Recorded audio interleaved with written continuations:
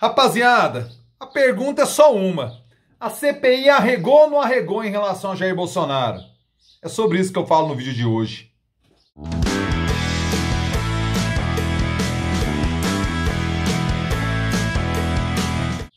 Fala aí, rapaziada! Tudo beleza? Bora gravar o vídeo de hoje, quarta-feira, dia 20 de outubro de 2021. Começo ouvindo os pássaros, ouvindo a cigarra que parou de cantar agora, mas daqui a pouquinho ela volta. E pedindo para que você se inscreva aqui no canal, meu filho. Se inscreva no canal, já também ative as notificações, minha filha. Porque aqui é vídeo novo todo dia, você não quer perder nada. Então ative as notificações, inscrição feita, notificação feita. Eu lhe agradeço de coração. Pô, cara, tá massa demais, tá crescendo, tá bonito, tá sensacional. Eu tô feliz com você. E tô putaço com o que tá acontecendo lá em Brasília. Essa é a questão. Deixa-me contextualizar você. Existe uma briga a partir do final de semana muito ferrenha entre Omar Aziz e entre Renan Calheiros. Uma briga de egos, uma briga por projeção de dois senadores experientes que pareciam que seriam varridos em 2018 por aquela onda da nova política, conseguiram permanecer cada um aos trancos e barrancos, chegaram no seu mandato e fizeram um papel durante a CPI da Covid-19 que aumentou em muito a repercussão política de ambos. Convenhamos, a gente viu que os senadores, principalmente do G7 ali, somando Simone Tebet, os senadores cresceram muito em projeção porque fizeram um trabalho realmente excepcional durante a CPI. Eu quero deixar isso sublinhado. O trabalho feito pelos senadores foi excepcional. E eu preciso fazer minha meia-culpa aqui, porque o que me pauta na relação com você, meu velho, com você, minha filha, que pinta aqui no canal, é a honestidade e a franqueza. Eu subestimei a CPI no momento de sua discussão, no momento que ela estava sendo criada. Subestimei. Por quê? Eu acompanho profissionalmente a política desde o ano 2000, quando me tornei jornalista, mas acompanho de ler desde a infância, na verdade. Minha família tem uma tradição política, tudo mais, não de mandato, mas de militância, de debate interno na mesa de jantar, na mesa de almoço, na mesa do boteco. Então, desde criança, eu me recordo de conversar sobre política em casa. Mas profissionalmente desde 2000, quando eu começo a trabalhar no jornalismo, né? E eu vim acompanhando CPIs que eram bombásticas, que reverberavam. E a partir do momento, e eu acho que o ponto de corte é a CPI dos Correios, que alguns chamaram, apelidaram de CPI do fim do mundo, outros de CPI do mensalão, ali é um ponto de corte. Naquele momento em que o STF faz a interpretação da legislação lá do domínio de fato, ou seja, o cara tem que saber disso, né, basicamente. Naquele momento, o Ministério Público e o Judiciário ganham um protagonismo em que os escândalos eram revelados com maior intensidade por meio desse aparato institucional do que pela Comissão Parlamentar de Inquérito. Por quê? Porque parece que o mundo político soube neutralizar e a impressão que dava é que toda a CPI finalizava em pizza, certo? Eu estava envolto desse espírito do tempo, que foi muito intensificado pela Lava Jato. Parecia que todo o escândalo, e veja vocês sabem o quão crítico eu sou da Lava Jato, mas eu nunca falei que não aconteceu bandalheira na Petrobras. Eu nunca falei que não houve roubalheira na Petrobras. A minha crítica sempre foi não respeitar o Estado Democrático de Direito, não respeitar o devido processo legal, não respeitar os códigos de processo legal, os códigos de ética da magistratura, não respeitaram a decência, o pudor na investigação Lava Jato. Veja você que minha abordagem sempre foi conceitual e contra a perseguição de pessoas. E hoje, com conforto e tranquilidade, devido à decisão do Supremo Tribunal Federal, podemos falar: Lula, o mais icônico de todos ali envolvido da Lava Jato, foi sim perseguido judicialmente por Sérgio Moro. Então, desse arcabouço, eu tinha uma compreensão equivocada de que a CPI terminaria em pizza. Por quê? Porque aparentemente o mundo político sabia neutralizar as coisas. Eu não contava com dois elementos que eu preciso reconhecer aqui agora, com toda a franqueza e honestidade para vocês. Com a vontade tremenda de senadores se recolocarem com seriedade no debate público brasileiro. Destaque para os dois, Omar Aziz e Renan Calheiros. É óbvio, coloca o Randolph, coloca o Alessandro Vieira, coloca o Comparato, coloca Simone Tebet. Tem mais alguns senadores aí que cresceram na sua projeção nacional depois do trabalho da CPI. Independente de gosto, independente de orientação ideológica, veja você. Coloquei de vários partidos aqui para compreender. Tem outros que queimaram o filme de vez, né? Marcos Rogério, Heinz, esses aí. Será difícil tocar uma carreira política a partir do ocaso do bolsonarismo. Que venha logo esse ocaso. Estamos torcendo para que venha logo esse ocaso. Nesse contexto, eu não contava com isso e não contava com o amadorismo tremendo do bolsonarismo e não saber fazer o básico de neutralizar uma CPI. Os caras são muito ruins de serviço até para a ambição deles. É preciso reconhecer que a incompetência, assim, ela é tão astronômica que ela transcende. Você não imagina que os caras são tão ruins, eles são. Eles vão lá e fazem pior.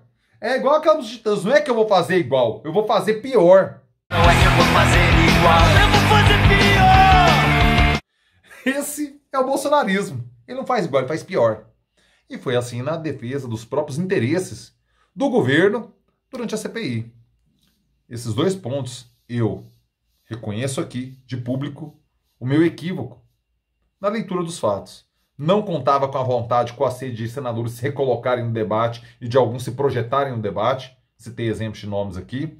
Não contava com tão ruim era o serviço, até de autopreservação, do governo e dos aliados de Jair Bolsonaro. Esses dois pontos são determinantes. Hoje, deve estar rolando, quando você assistiu o vídeo, você assistir, senão já rolou, a leitura do relatório final da CPI. A gente teve um problema seríssimo, quase colocou tudo a perder durante o final de semana. Omar Aziz deu uma dor de cotovelo, porque o Renan Calheiros sim traiu a confiança de Omar Aziz. Veja você, Renan Calheiros traiu e Omar Aziz foi estrelinha. Quem tá certo? Ninguém. Quem tá errado? Os dois. E os dois estão certos também. Sabe quando os dois estão certos e os dois estão errados? É o tipo de situação. Renan Calheiros vazou o relatório no final de semana para o Jornal Estado de São Paulo. E lá contavam os crimes de homicídio e genocídio em relação a Jair Bolsonaro. Omar Aziz ficou puto com isso. E quase colocou todo o trabalho, belíssimo trabalho, sublinho, belíssimo trabalho, feito pela CPI, por vaidade. Porque se sentiu traído. E de fato foi traído. Renan Calheiros quis posar de gostosão para o Estado de São Paulo. Posou. Errou. Omar Aziz queria ele posar de gostosão. Errou. Todo mundo errou. E todo mundo acertou. Por isso que é difícil. Um foi traído de fato, mas a vaidade o fez ter uma reação desproporcional. Outro traiu e também acertou porque a gente não saberia o que ele queria enquanto opinião pública. Compreendem? A situação é complexa, velho. Tomar partido é fácil, assumir um discurso é fácil. Difícil é ler a coisa, entendendo as contradições humanas. Que a política é cheia de contradições porque é feita por humanos. É uma ciência humana. Nesse contexto, ontem teve um jantar na casa do senador Tasso Gereissati, em que eles conseguiram alinhar, chegar a um corpo final em que 68 pessoas são indiciadas. 68 pessoas. Começando por Jair Messias Bolsonaro. Retiraram a questão do genocídio envolvendo povos indígenas. Isso ainda pode ter segmento. Lá no Tribunal de Haia, outras pessoas já têm algumas denúncias em relação a isso. Lá é outra abordagem. Aqui não será. E também retirou a de homicídio. Mas eu vou ler aqui para vocês o que envolve o presidente Jair Bolsonaro. Vamos lá. Tem os artigos aqui do código, sabe? Mas eu não vou ler os artigos porque é bem chato. Eu vou ler somente as acusações, beleza? Epidemia com resultado morte, infração de medida sanitária preventiva, charlatanismo, incitação ao crime, falsificação de documento particular, emprego irregular de verbas públicas, prevaricação, crimes contra a humanidade nas modalidades extermínio, perseguição e outros atos desumanos. O acordo foi para substituir genocídio por esse tipo penal aqui, certo? Violação de direito social, Incompatibilidade com a dignidade, honra e decoro do cargo. 10 crimes a CPI vai indiciar Jair Bolsonaro. E o rol aqui, nos 68, eu começar Jair Bolsonaro, eu vou ler alguns nomes aqui dos 68. Todos os nomes estão linkados aqui na descrição do vídeo. Todos os nomes estão. Basta você clicar aqui na matéria do Globo e ler os nomes e o cargo e os crimes que eles foram indiciados. Eu vou ler alguns aqui. Eduardo Pazuello, Marcelo Queiroga, Onyx Lorenzoni, Ernesto Araújo, Wagner do Rosário, chefe da CGU, né? Elcio Franco Filho, a capitã cloroquina lá, a doutora Maíra, o Roberto Dias, o diretor de logística do Ministério da Saúde. Vou pegar aqui os mais famosos, viu, gente?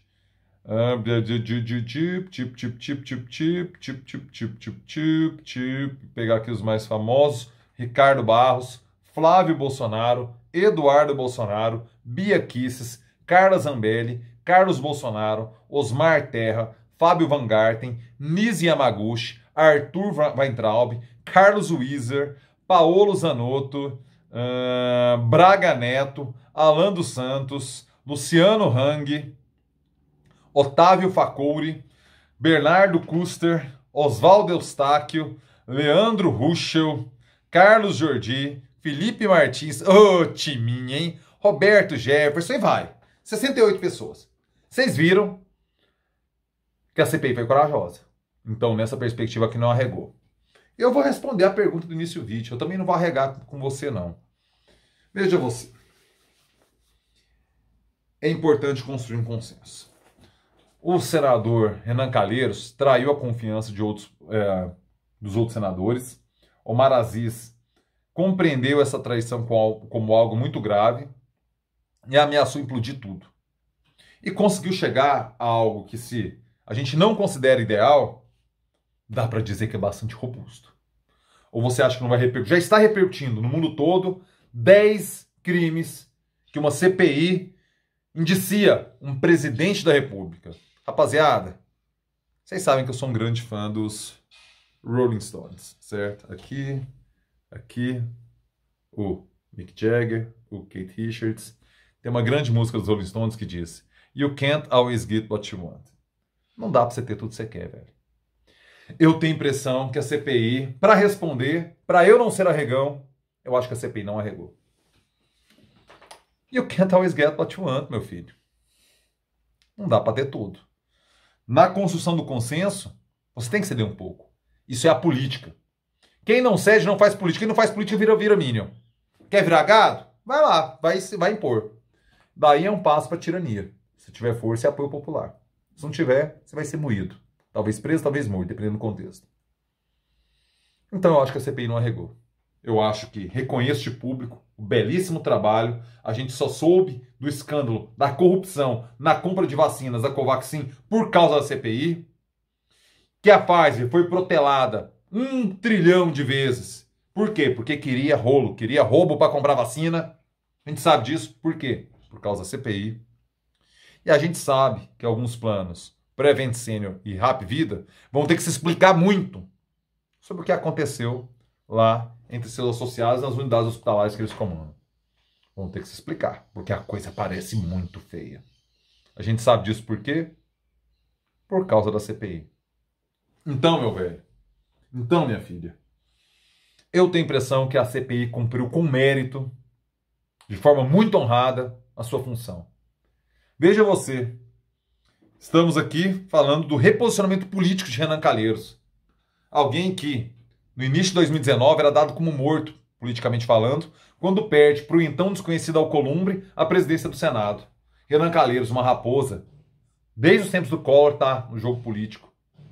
Vem de Alagoas, junto do Collor, que ele aparece para o Senado Nacional. Desde então, Renan Calheiros está, ele perde para o Alcolumbre, todo mundo dava ele como morto, politicamente falando. 2 anos e pouco depois, ele ressurge, tal qual a Fênix, se coloca no debate público da forma como se colocou na CPI da Covid. É preciso dar o braço a torcer. Eu concordo com o Renan Calheiros? Não. Votaria no Renan Calheiros? Provavelmente não. A gente nunca pode falar que não vota em alguém, dependendo. Segundo turno, Renan Calheiros e Bolsonaro, você vota em quem?